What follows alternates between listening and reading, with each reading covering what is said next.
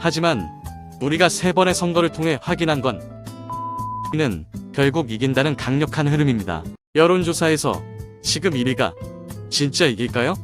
선거철만 되면 늘 나오는 질문이죠. 여론조사는 참고용일 뿐이다. 부동층 때문에 뒤집힌다. 많이들 그렇게 말합니다. 그런데 과연 그게 전부일까요? 18대, 19대, 20대, 최근 3번의 대통령 선거. 오늘은 팩트로 말합니다. 조사 1위는 바로 당선. 그 공식은 정말 맞았을까요? 팩트로 선거 흐름을 읽고 싶다면 지금 구독해두세요. 바로 시작합니다. 2012년 대선 박근혜 대 문재인. 마지막 여론조사 결과는 박근혜 47%, 문재인 42%. 언론은 박근혜 우세, 문재인 막판 추격세라고 분석했죠. 그리고 실제 개표 결과는 박근혜 51.6%, 문재인 48.0%. 양쪽 모두 지지율이 올랐지만 순위는 그대로였습니다. 여론조사 1위였던 박근혜가 실제로 당선됐습니다. 이때부터 조사 1위의 무게감이 느껴지기 시작했죠. 2017년 촛불 전국 직후 조기 대선 마지막 여론조사는 문재인 38%, 홍준표 20%, 안철수는 그보다 조금 낮은 수준.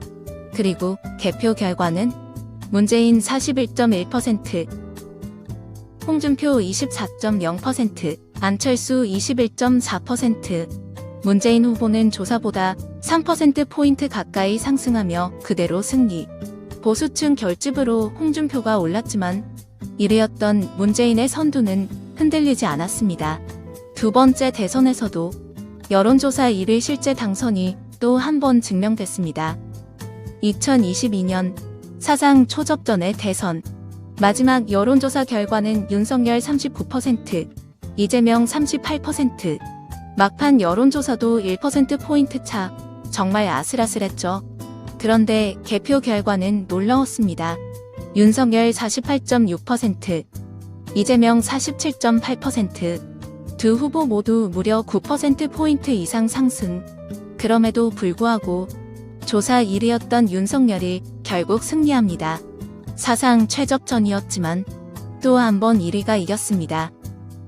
자, 이제 3번의 선거를 비교해보면 공통점이 딱 보입니다. 첫째, 조사 1위 후보는 모두 당선됐습니다. 둘째, 득표율은 항상 조사보다 더 높았습니다. 셋째, 후보 순위는 한 번도 뒤집힌 적이 없습니다. 물론 공표금지 기간 이후 부동층의 움직임, 막판 변수도 무시할 수 없죠. 하지만 결국 유권자의 표심은 흐름을 선점한 1위에게 향했습니다. 여론조사, 단순한 숫자일까요? 아닙니다. 그건 민심의 방향을 보여주는 나침반입니다.